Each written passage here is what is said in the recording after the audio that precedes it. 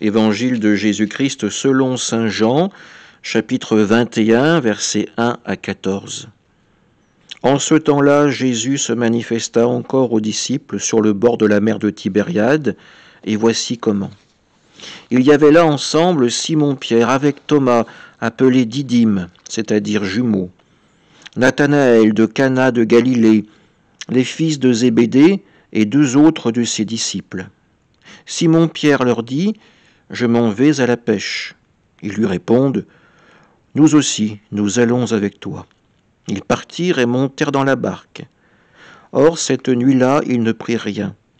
Au lever du jour, Jésus se tenait sur le rivage. Mais les disciples ne savaient pas que c'était lui. Jésus leur dit : « Les enfants, auriez-vous quelque chose à manger ?»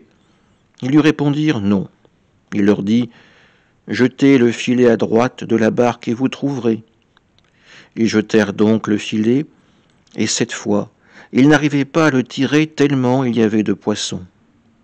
Alors le disciple que Jésus aimait dit à Pierre : « C'est le Seigneur. » Quand Simon-Pierre entendit que c'était le Seigneur, il passa un vêtement, car il n'avait rien sur lui, et il se jeta à l'eau.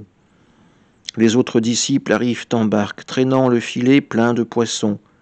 La terre n'était qu'à 100 de mètres.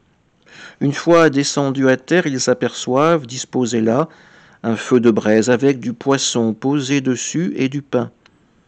Jésus leur dit : « Apportez donc de ces poissons que vous venez de prendre. » Simon-Pierre remonta et tira jusqu'à terre le filet plein de gros poissons. Il y en avait 153.